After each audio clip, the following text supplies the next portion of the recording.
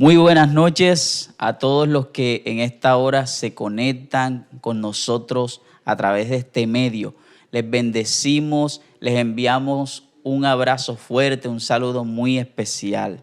Estamos muy contentos de poder llegar una vez más hasta tu casa y poder adorar al Señor juntos, como lo dice su palabra, que habitemos juntos y en armonía, porque allí el Señor enviará bendición y vida eterna.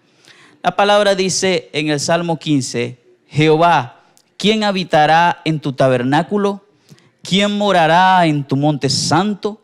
El que anda en integridad y hace justicia, y habla verdad en su corazón, el que no calumnia con su lengua, ni hace mal a su prójimo, ni admite reproche alguno contra su vecino. Aquel a cuyos ojos el vil es menospreciado, pero honra a los que temen a Jehová. El que aún jurando en daño suyo, no por eso cambia, quien su dinero no dio a usura, ni contra el inocente admitió cohecho. El que hace estas cosas no resbalará jamás.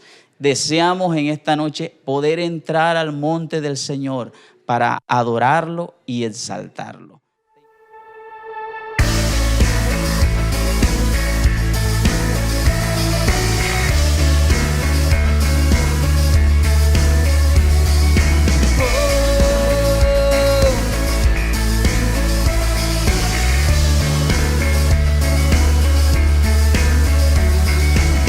Quien rompe el poder del pecado, su amor es fuerte y poderoso. El Rey de gloria, el Rey de majestad.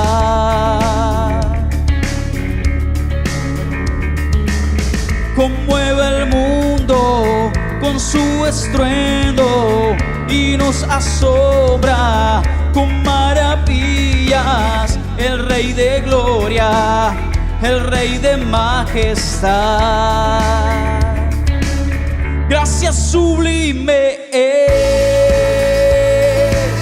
perfecto es tu amor. Tomaste mi lugar, cargaste tú mi cruz, tu vida diste ahí. Y ahora libre soy.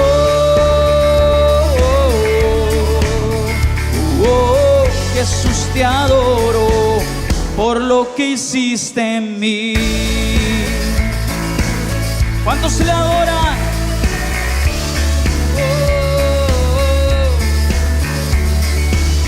Pusiste en orden todo el caos, nos adoptaste como tus hijos.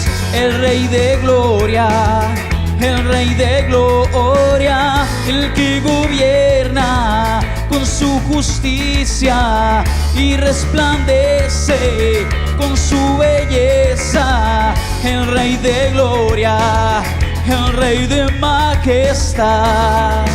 Pues levanta tu voz, gracia sublime es,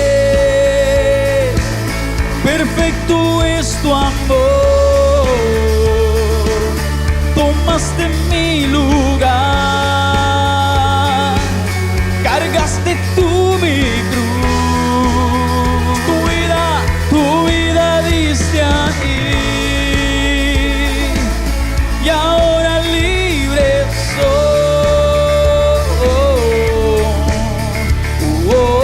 Jesús, te adoro por lo que hiciste en mí. Digno es el Cordero de Dios, digno es el Rey que la muerte venció. Digno es el Cordero de Dios, digno es el Rey que la muerte venció. Digno es el Cordero de Dios, digno es el Rey que la muerte venció. Digno es el Cordero de Dios, digno, digno. Gracias sublime es, perfecto es tu amor. Tomaste mi lugar, cargaste tú mi cruz. Tu vida diste ahí, y ahora libre soy.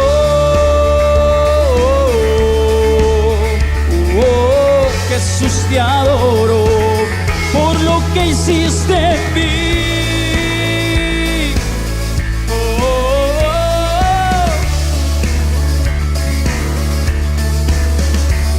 Te adoramos por lo que hiciste en mí.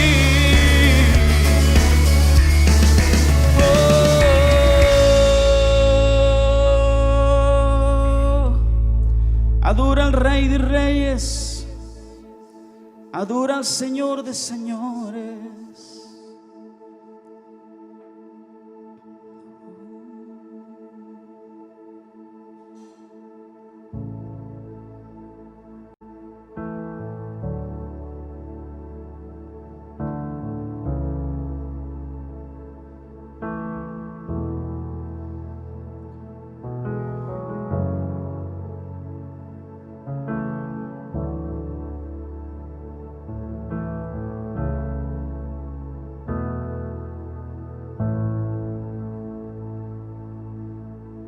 Dios te guarde y bendiga, que extienda su amor y te muestre favor. Dios te mire con agrado y te dé paz.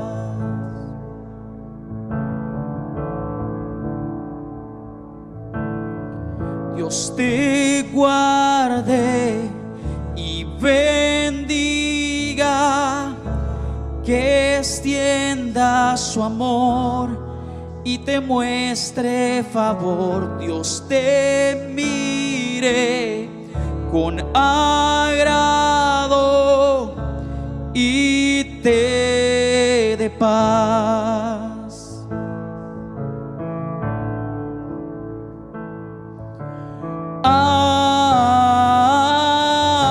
Amén, amén, amén, amén,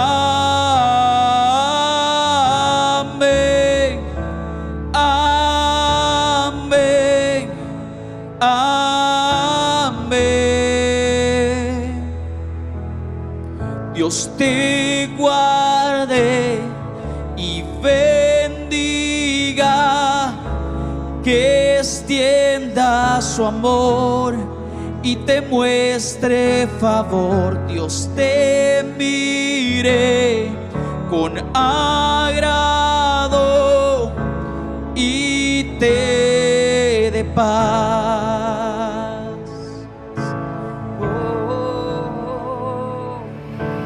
Amén, amén, amén, amén,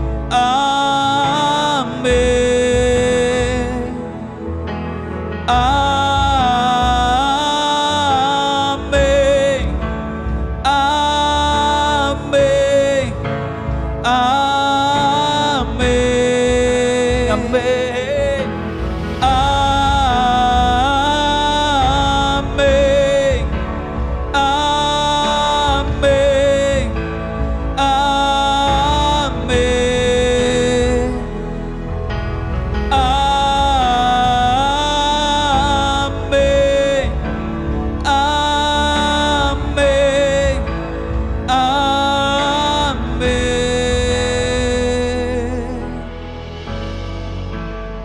Que la presencia del Padre y del Hijo y del Espíritu Santo te acompañe siempre, y que donde coloques tu mano sea fructífero, en el nombre de Jesús.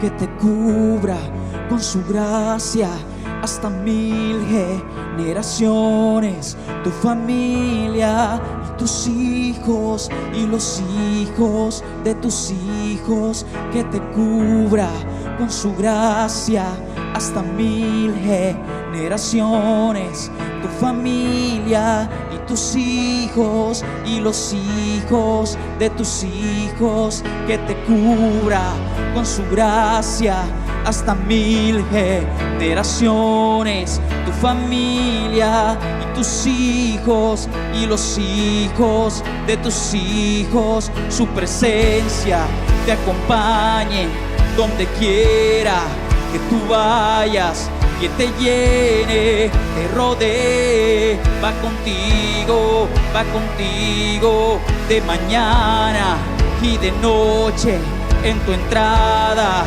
y salida, en tu llanto y alegría. Él te ama, Él te ama, Él te ama, Él te ama, Él te ama, Él te ama, Él te ama, Él te ama, Él te ama.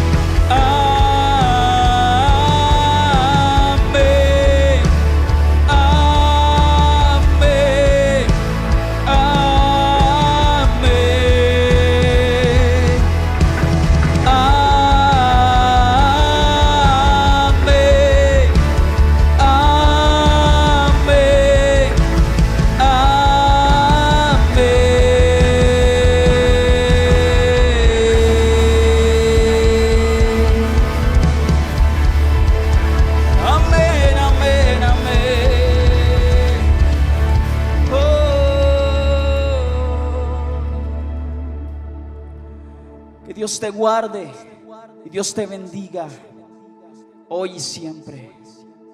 Amén.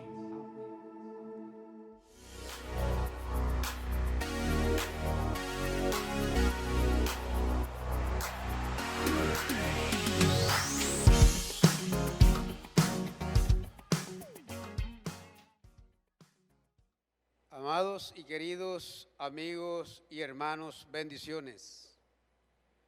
Una vez más nos encontramos por este medio para así alabar y glorificar el nombre de Dios juntos, pero también para estudiar su palabra, recibir el mensaje que el Señor tiene para nuestras vidas en este tiempo, en este momento en que tanto le necesitamos. Yo le invito que abra conmigo su Biblia en la carta de Pablo a Filemón. Y leemos del versículo 1 hasta el versículo 7. Y dice: yo, Pablo, prisionero de Jesucristo, y el hermano Timoteo, al amado Filemón, colaborador nuestro, y a la amada hermana Apia, y a Arquipo, nuestro compañero de milicia, y a la iglesia que está en tu casa. Gracia y paz a vosotros, de nuestro Padre y del Señor Jesucristo. Doy gracias a mi Dios, haciendo siempre memoria de ti en mis oraciones, porque oigo del amor y de la fe que tienes hacia el Señor Jesús y para con todos los santos, para que la participación de tu fe sea eficaz en el conocimiento de todo el bien que está en vosotros por Cristo Jesús. Pues tenemos gran gozo y consolación en tu amor, porque por ti, oh hermano, han sido confortados los corazones de los santos. Bendito sea el Señor. Padre, gracias te damos en esta hora por el amor tuyo y la misericordia, por la paz, por la fidelidad, por el cuidado que tienes con cada uno. Y también por esta hermosa oportunidad de congregarnos, de conectarnos, de unirnos para juntos adorarte y glorificarte. Señor, pero también para recibir la palabra que tienes para nuestra vida en este momento. Te pedimos que tu Espíritu Santo nos asista y toque nuestros corazones y nos ayude a practicar la palabra que vamos a recibir. En el nombre de Jesús. Amén y amén. La carta a Filemón es la carta más corta que Pablo escribió y es la única de sus cartas de prisión que está dirigida a un individuo. Las demás son a iglesias. Aunque no alcanza el nivel doctrinal de las demás, trata un tema de importancia vital que posee un enorme valor práctico. Pablo aborda la enseñanza del perdón entre los cristianos. Esta enseñanza fue primero transmitida por el Señor Jesucristo en el Evangelio de Mateo. Y ahora Pablo también aborda la enseñanza del perdón entre cristianos, la práctica del perdón, pero entre cristianos. Pero sabe, hermano, que vivimos en una sociedad egoísta, que se centra solo en ella misma y que desconoce y desatiende casi por completo la práctica del perdón. Nuestra cultura exalta y celebra a los héroes de la televisión cuando toman venganza contra otros. El resultado que esto produce es una sociedad llena de resentimiento, de venganza, de odio, de ira y de hostilidad. Además, la falta de perdón es tal vez la causa primordial de la desintegración familiar. No hay perdón, no se practica el perdón. En la Biblia se nos ordena perdonar a otros, como Dios nos ha perdonado a nosotros. Si Dios me perdonó a mí, es lógico que yo debo practicar el perdón hacia los demás. Porque nadie está exento de ofender o de ser ofendido. Y cuando yo ofendo y a mí me piden perdón, yo debo perdonar. Pero cuando a mí me ofenden, también yo debo perdonar a la persona que me ofendió. Pero hay gente que le gusta que le perdonen, pero ellos no perdonar. Pero lamentablemente esto también permea en la iglesia del Señor. El pueblo de Cristo que tiene sobre toda la faz de la tierra, encontramos creyentes que no son capaces de perdonar a otros. No son capaces de practicar el perdón con sus hermanos. No son capaces de sacar ese odio, ese rencor, esa venganza que hay en su corazón y darle lugar a la práctica del perdón en su vida. Y así estamos, si hacemos esto, estamos poniendo en práctica lo que el Señor Jesucristo nos enseñó y lo que Él hizo con nosotros. Nadie merecía que el Señor lo perdonara. Nadie de los que hoy seguimos al Señor tenía un mérito para ser perdonado, pero Él por su gracia y por su misericordia nos perdonó. Por lo tanto, Él pide que así como Él nos perdonó, nosotros también perdonemos a otros. Colosenses capítulo 3, versículo 13. Dice, soportándoos unos a otros y perdonándoos unos a otros. Si alguno tuviere queja contra otro, De la manera que Cristo os perdonó, así también hacedlo vosotros. La palabra cuando se encuentra escrita, con doble O, con la O repetido, es porque es recíproco. Yo perdono, tú me perdonas. Tú me perdonas, yo te perdono. Perdonándoos y soportándoos unos a otros. Y si alguno tuviere queja contra otro, de la manera que Cristo os perdonó, así también hacedlo vosotros. De la manera que el Señor me perdonó, yo también puedo hacerlo con los demás. Pero lamentablemente hay personas que dicen, no lo perdono ni en esta vida ni en la otra, porque fue grande la ofensa que me hizo. Hermano, la ofensa más grande que existe fue la que yo le hice al Señor y la que tú le hiciste al Señor. Sin embargo, a pesar de ser enemigos de Él, blasfemos, rebeldes, no queríamos saber nada de Él, le dimos la espalda. Él nos buscó y nos perdonó, porque nadie buscó al Señor, Él buscó a cada uno de nosotros y nos perdonó. De la manera que Él me perdonó, la gran cantidad de pecados, de ofensas, de faltas que yo había cometido contra Él, de esa manera yo también debo de perdonar a otro, debo hacerlo con los otros. Pero el no perdonar, el no hacerlo, esto acarrea por lo menos 4 resultados desagradables, 4 consecuencias, 4 resultados desagradables en la vida de la persona que no perdona. Primero, la falta de perdón encierra al cristiano tras las rejas del pasado. No es capaz de salir del pasado. Está encerrado totalmente en ese pasado amargo y oscuro que tuvo. En ese pasado desagradable que lo hirió mucho, de allí no ha podido salir porque no es capaz de perdonar. La falta de perdón mantiene vivo el dolor y deja la herida abierta, impidiendo que ésta sane. Insistir en los agravios sufridos alimenta el resentimiento y la ira, lo cual sustrae el gozo de vivir.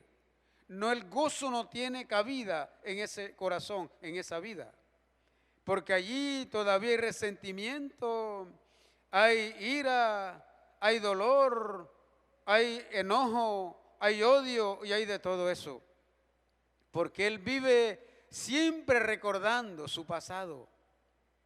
Hay personas que cuando recuerdan su pasado, tú ves cómo le cambia el semblante. Se le ve a unos que les da ira, a otros les da dolor. Todavía están encerrados en el pasado. Por lo contrario, el perdón abre las puertas de la prisión del pasado y libera al creyente. Lo hace libre para la honra y la gloria del Señor. Lo hace libre para que pueda disfrutar de las bendiciones de Dios. Lo hace libre para que pueda gozar de las misericordias de Dios, porque ya su pasado a él no le interesa. Su pasado quedó atrás. Ahora le interesa su presente y con miras a su futuro. Pero el que no perdona vive encerrado y nunca será una persona feliz. Pero aquel que perdona es una persona libre, una persona que se goza, una persona que habla de Cristo, una persona que siente en su vida la bendición, una persona que tiene el deseo de hablarle a otro de lo que Cristo ha hecho en su vida. Pero el que no perdona casi siempre habla desde lo que él le pasó. Y lo habla todavía con ira, con dolor y a veces hasta con sed de venganza. Y muchos dicen, yo no me he desquitado porque yo soy cristiano. Pero si no fuera cristiano, ya yo había hecho lo que él me hizo a mí. No lo ha hecho físicamente, no ha llevado a cabo la acción, pero en su corazón ya lo pensó y lo hizo. Y eso es pecado delante de Dios. Segundo, la falta de perdón produce amargura. Cuanto más tiempo permanezca el creyente aferrado a las ofensas que se han cometido contra él, más amargura tendrá en su vida. La amargura no es solo un pecado, sino una infección. El autor de los Hebreos lo dice así. En Hebreos 12:15 nos advierte: mirad bien, no sea que alguno deje de alcanzar la gracia de Dios, que brotando alguna raíz de amargura os estorbe y por ella muchos sean contaminados. Es una infección, es algo que infecta a los demás, que contagia a los demás. La amargura es igual como el gozo, la alegría. Cuando hay una persona con gozo, con alegría, también en el buen sentido de la palabra, contagia a los demás positivamente. Pero la amargura en la persona siempre transmite amargura y va infectando al otro, y ese otro a otro, y el otro al otro. Cuando venga a ver, hay una red de personas amargadas por un amargado que llegó al lugar. Y aquí lo dice bien el texto: y no sea que alguno deje de alcanzar la gracia de Dios, que brotando alguna raíz de amargura os estorbe y por ella muchos sean contaminados. La conversación de una persona amargada es cortante, sarcástica y hasta calumniadora. El amargado siempre se imagina o cree que el otro está hablando de él, y hablando no algo bueno, siempre hablando mal de él. Se imagina, se crea todo y hasta pone palabras en boca del otro que no ha dicho, porque él es una persona amargada y su conversación es cortante, sarcástica y hasta calumnia a muchos. Le gusta mucho llamar la atención. La amargura distorsiona la percepción que tiene una persona, produciendo emociones violentas, intolerancia y pensamientos negativos. El amargado nunca visualiza algo bueno. Sus pensamientos son de fracaso, de frustración y de derrota. Nunca hay un pensamiento positivo en él ni para con otro. Cuando oye a alguien hablándole de sus sueños, de sus metas, de su propósito, enseguida le dice: ¿con qué fuerza vas a alcanzar eso? Me parece que tú eres loco, por ahí no es la cosa. ¿Con qué? No tienes los recursos, no tienes las habilidades. ¿Quién te va a llevar allá? ¿Quién? No puedes hacerlo. Siempre son pensamientos o palabras negativas. Trae consecuencias devastadoras, especialmente en la relación matrimonial. La amargura destruye por completo el afecto y la amabilidad que deben existir entre los creyentes. Hay personas, hay parejas que a pesar de profesar la fe, de decir ser creyentes, ellos viven una vida no agradable. No hay comunión, no hay comunicación, no hay respeto, no hay tolerancia, no hay perdón, no hay nada. No hay nada de eso, porque lo que hay es amargura. Porque tal vez vivieron una vida en el pasado cuando todos se ofendían, o por causa de la familia hubo heridas en ellos, y ahora ellos todavía practican eso. A pesar de ser creyentes, todavía practican eso. No hay palabras de halago, de alabanza, no hay palabras de amor, de cariño, sino siempre están a la defensiva, siempre están con los espíritus armados. Y qué lástima que allí las bendiciones de Dios no llegan, por no haber sido capaz de perdonar, sino darle siempre el primer lugar a la amargura. Y la amargura trae eso. La raíz de amargura y la falta de perdón producen a menudo la cizaña del divorcio. ¿Por qué los matrimonios se divorcian? Porque no son capaces de tolerar o de perdonarse las ofensas que han existido entre ellos. No se soportan. Ninguno de los dos quiere dar su brazo a torcer y reconocer el 50-50 para arreglar el problema, sino el uno se señala al otro y como no hay acuerdo, mejor terminan divorciándose. ¿Cuántos hogares cristianos, cuántas parejas cristianas a hoy día está el uno por aquí, el otro por allá? Qué lástima y qué mal testimonio. Y sin embargo, todavía proclaman que son siervos de Dios, pero no fueron capaces de perdonar, no fueron capaces de llegar a un acuerdo y de perdonarse y enterrar las ofensas, enterrar todo, respetarse, honrarse, amarse y aceptarse tal cual son. El perdón, por el contrario, cambia la amargura por el amor, el gozo, la paz, la paciencia, la benignidad, la mansedumbre y demás frutos del Espíritu Santo. Gálatas capítulo 5, 22 al 23. Mire, la amargura, la raíz de amargura y la falta de perdón producen a menudo la cizaña del divorcio. Pero el perdón es todo lo contrario. El perdón cambia esa amargura por el amor, el gozo, la paz, la paciencia, la benignidad, la mansedumbre y muchos frutos más del Espíritu Santo. Entonces, qué bueno practicar el perdón. Qué bueno vivir perdonando. Qué bueno aprender a perdonar. Y seremos una persona feliz donde no haya amargura. Tercero, la falta de perdón abre la puerta a la obra de Satanás. La falta de perdón abre la puerta a la obra diabólica. Pablo advierte a los creyentes en la carta a los Efesios capítulo 4, versículos 26 y 27. Dice, airaos, pero no pequéis. No se ponga el sol sobre vuestro enojo, ni deis lugar al diablo. No deis lugar al diablo.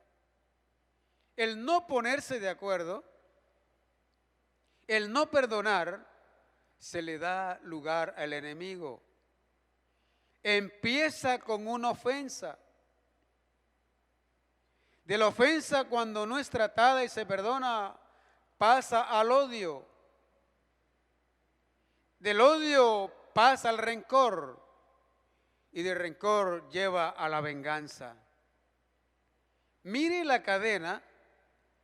La ofensa pasa al odio. Si la ofensa no es tratada y se perdona y se entierra. El odio pasa al rencor. Y el rencor lleva a la venganza. Y todo es obra del enemigo, porque se le abre la puerta y él toma el control de todo. Por eso hay que poner en práctica el perdón que hemos recibido del Señor. Y seremos personas saludables, parejas saludables, familias saludables, personas felices, parejas felices y familias felices, porque allí reina la gracia y el perdón de Dios. Pablo también escribió a los Corintios y dice, al que vosotros perdonáis, yo también lo perdono. Porque también lo que he perdonado, si algo he perdonado, por vosotros lo he hecho en presencia de Cristo, para que Satanás no gane ventaja alguna sobre nosotros, pues no ignoramos las maquinaciones del enemigo. 2 Corintios capítulo 2, versículo 10 al 11. Pablo escribe también a ellos esto, que hay que enfrentar la situación y perdonar para no darle ventaja al enemigo. Dice, porque no ignoramos sus maquinaciones. No es exagerado afirmar que gran parte del terreno que Satanás gana en la vida del creyente es la falta de perdón. Es por la falta de perdón, se debe a la falta de perdón, no por otra cosa. Sin el amor se cumple la ley respecto al prójimo. Romanos 13:8 dice, no debáis a nadie nada, sino el amaros unos a otros. Porque el que ama a su prójimo ha cumplido la ley. La falta de perdón infringe esa misma ley, pues es lo mismo que la falta de amor. Cuando no se perdona es porque no se ama. Entonces una persona no puede decir que en él hay abundancia de amor cuando no es capaz de perdonar a otro. Cuando hay falta de perdón, también hay falta de amor. Porque el amor lleva al perdón. Eso fue lo que movió al Señor. El Señor nos perdona por amor. Porque de tal manera amó Dios al mundo que dio a su Hijo unigénito para que todo aquel que crea, para que todo aquel que acepte su perdón, no se pierda, sino que tenga vida eterna. Entonces ese amor es el que mueve al creyente a perdonar. Y si una persona dice que en él hay abundancia de amor, pero no perdona, es falso. Es totalmente falso, es un mentiroso. Porque el amor mueve, el amor conduce al perdón. Bendito sea el Señor. El perdón impide que cualquier ataque demoníaco avance en la vida de la persona, porque se le cierran las puertas. Cuarto, la falta de perdón estorba nuestra comunión con Dios. Nuestro Señor advirtió con vehemencia, porque si perdonáis a los hombres sus ofensas, os perdonará también a vosotros vuestro Padre Celestial. Mas si no perdonáis a los hombres sus ofensas, tampoco vuestro Padre os perdonará vuestras ofensas. Mateo capítulo 6, versículo 14 y 15. Si yo no perdono, el Señor no me perdona. Porque ¿cómo es que Él me va a estar perdonando y yo no perdono? Yo tengo que poner en práctica lo que yo recibo de Dios. Por eso Cristo dijo, que os améis unos a otros, así como yo os he amado. El amor que yo irradio al otro, el amor que yo practico con el otro, no es mío. Yo lo recibí del Señor. Estoy dando lo que el Señor me ha dado a mí. Igualmente el perdón. El perdón que yo practico, el perdón que yo llevo a cabo no es mío. Yo lo recibí del Señor. Él me perdonó, yo también debo perdonar. Pero si yo no me perdono, dice exactamente la Biblia, si yo no perdono, dice exactamente la Biblia, no lo digo yo, que el Padre tampoco me perdona a mí. Si yo no puedo perdonar a los hombres sus ofensas, tampoco vuestro Padre Celestial perdonará la ofensa, dice el Señor. Y viviré engañándome a mí mismo, porque a Dios nadie lo engaña. Y es lamentable que hay personas que se engañan a sí mismos, creyendo que están bien delante de Dios, pero no tienen la aprobación de Dios, porque no son capaces de perdonar. No son capaces de perdonar. Es un asunto muy serio. Saber que no podemos estar bien con Dios en tanto que no perdonamos a otros. El perdón restaura al creyente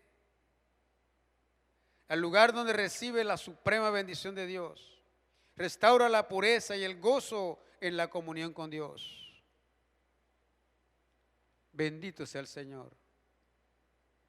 Porque eso es lo que produce el perdón de Dios hacia nosotros cuando somos perdonados. Gozo, felicidad, esa comunión con Él, ese deseo de servirle. Por eso David exclamaba, después que cometió el pecado, le decía al Señor, decía a Dios, perdona todos mis pecados, perdóname y devuélveme el gozo de tu salvación y espíritu noble me sustente. Igual cuando yo perdono a alguien también, yo recibo eso. Yo me siento así, me siento libre, me siento con gozo, me siento con alegría, me siento apto para adorar al Señor. Y la comunión con Dios es algo hermoso. Restaura la pureza y el gozo en la comunión con Dios.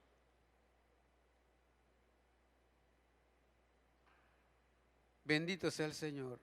La importancia del perdón es un tema presente en todas las Escrituras.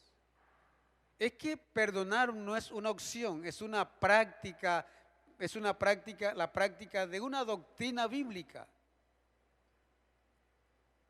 No es algo opcional, que yo si quiero lo hago, si no, no. No, es practicar una doctrina bíblica. En la Biblia existen por lo menos 75 ilustraciones diferentes acerca del perdón. Yo le invito a que se dé la tarea de buscarlas. Por lo menos 75 ilustraciones diferentes acerca del perdón. Estas nos permiten comprender la importancia, la naturaleza y los efectos del perdón. Esas ilustraciones le permiten a usted y a mí comprender la importancia, la naturaleza y los efectos que produce el perdón. Perdonar es girar la llave, abrir la puerta de la celda y dejar libre al prisionero y salir libre. Cuando usted perdona a alguien, usted está soltando a esa persona y usted también es libre. Porque la persona a quien usted no ha perdonado, usted la tiene atada y usted también está siendo atado. Entonces, cuando usted le perdona, usted está abriendo esa celda y lo deja que se vaya libre y usted también descansa. Bendito sea el Señor. Perdonar es escribir en letras grandes sobre una deuda cancelada. Alguien le debía a usted y usted lo perdonó. Entonces usted tiene que poner cancelada. Así es perdonar. Cuando usted perdona a alguien, usted está cancelando esa deuda. Ya usted no hace cuentas con ella, porque usted la canceló. Perdonar es golpear con el martillo en la corte y exclamar, inocente. Lo que hizo Dios con nosotros. Nos declaró inocentes cuando nos perdonó. Por eso ya el enemigo no tiene cómo acusarnos, porque Él nos declaró inocentes. Perdonar es lanzar una flecha tan alto y tan lejos que jamás pueda ser hallada. El perdón, cuando usted perdonó a alguien por una ofensa que le hizo, usted tiró esa flecha lejos donde usted no la encuentre. Pero usted no puede tirar cerca donde usted vuelva a tomarlo. Como hay personas que botan cosas y después las recogen otra vez. No, usted no puede hacer eso. Usted botó eso lejos, esa flecha donde usted no puede encontrarla. Y esa ofensa para usted murió. La Biblia dice que el Señor tomó nuestros pecados y lo echó a lo más profundo de la mar. ¿Cuándo salen de allí? O tampoco para hacer más memoria de ellos. Así también tenemos que hacer nosotros. Perdonar es juntar y desechar la basura de la casa y dejarla limpia y fresca. Recoger todo lo que hay en la casa, lo que está estorbando, lo que está de más, y llevarla a cierto lugar y que quede una casa limpia y fresca. Perdonar es soltar las amarras de un barco y dejarlo ir a mar abierto. Que no lleve nada que lo atranque, no lleve nada que le haga regresar, no haya nada que lo detenga, sino que se vaya. Eso es perdonar. Usted perdonó a la persona y déjelo que se vaya, lo dejó libre. Perdonar es otorgar completo indulto a un delincuente condenado, sentenciado y condenado, pero llega el indulto cuando lo declaran libre e inocente. Perdonar es soltar a un oponente en la lucha, en una lucha donde estén bien enfrascados, y lo suelta, simbólicamente le perdonó. Perdonar es limpiar el muro destrozado por el grafito y dejarlo como nuevo. Pasarle la pintura a esa pared que tiene tantos avisos, tantas publicidades. Se le pasa la pintura y queda como nueva. Ya no es aquella pared agrietada y totalmente marcada por muchas publicidades, sino que ahora es una pared nueva. Así es cuando se perdona. Perdonar es romper una vasija de barro en miles de pedazos, de manera que nunca más pueda ser armada ni reconstruirse. Se rompió y no puede ser armada. Así es perdonar.